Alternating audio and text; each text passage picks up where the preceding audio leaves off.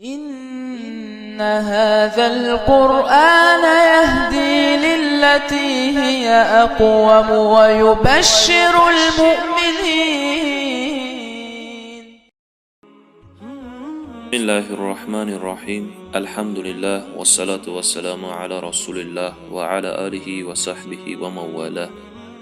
اما بعد، السلام عليكم ورحمة الله وبركاته. پیامبر صلی الله علیه و سلم می فرماید زمان می آید که فاسقان و جاهلان بر قبایل بر مردم راهبری می کنند. زمان می آید که مردم زیناکاری و شرابخوری را حلال می دانند. زمان می آید که زنان لباس پوشیده اند اما در حقیقت لخت و برهنه اند، یعنی با لباس نازک و چسبیده در تن. زمان می آید که کسی توجه و پروا نمی کند که آنچه را به دست آورده است از حلال است یا از حرام. زمان می آید که مردم پیدا شوند که دین خویش را به متاع ناچیز می فروشند. زمان می آید که خواندن و گرفتن علم برای مقصدهای دنیوی حاصل می شود. زمان می آید که زنان مویهایشان را مانند کوهان شتر می کنند. زمان می آید که مردم موسیقی و آلتهای موسیقی را حلال می دانند. زمان می آید که مردم شهادت دروغ را می پسندند. زمان می آید که مردم پیدا شوند به نام دین دروغ ها گویند تا مردم گمراه شوند. زمان می آید که پیروی کردن از رسم و آیین فرهنگ کفار رواج یابد، یعنی بیگانه پرستی کنند. زمان می آید که مرد از زنش اطاعت کند و به خاطر همسرش از والدینش نافرمانی کند. زمان می آید که کار به غیر آن سپرده شود، یعنی به شخصی که از عهده همان کار نمی براید. زمان می آید که مردم به صورت کامل زکات مال خویش را پرداخت نمی کنند. زمان می آید که در زمین قانون الله تطبیق و عملی نمی شود. زمان می آید که تعداد زنان از مردان زیاد می شود.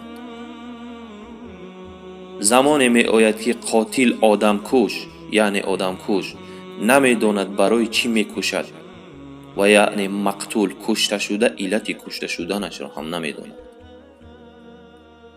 زمان می آید که زمین گنجینه هایش را بیرون اندازد، مثل طلا، نقره، نفت و غیره. زمان می آید که در بین مسلمانان زنان خواننده یعنی ارتیست و رقاصه زیاد می شود. زمان می آید که شراب آشکارا نوشیده شود و زیناکاری آشکار صورت گیرد. زمان می آید که مردم در ساختن بناهای بلند با هم رقابت می کنند. زمان می آید که بسیار آدمها امانتها را خیانت می کنند. زمان می آید که بخیلی در بین مردم زیاد می شود. زمان می آید که زنان با شوهرانشان در تجارت مشارکت می کنند. زمان می آید که جهل و نادانی ظهور می کند. زمان می آید که بعضی قاریان در مقابل تلاوت قرآن کریم از مردم پول طلب می کنند. زمان می آید که فحشا و منکرات در بین مسلمانان زیاد می شود. زمان می آید که مساجد زیاد و با نقش و نگار می شود اما در داخلش نمازخوان کم است. زمان می آید که مال دنیا و ثروت زیاد می شود. زمان می آید که مفتی های جاهل پیدا می شوند و با فتواهای نادرست مردم را گمراه می کنند. زمان می آید که رابطه خویشاوندی میان خویش و تبار قطع می شود. زمانی می آید که در دنیا قتل و کشتار زیاد می شود. زمانی می آید که مردم به خاطر فتنه های زمانه آرزوی مرگ را می کنند. ای مسلمانان، اگر هر وقت با این فتنه ها روبرو شدید، منتظر قیامت باشید، چون که اینها همه نشانه های قیامت خرد هستند، یعنی قیامت صغری است.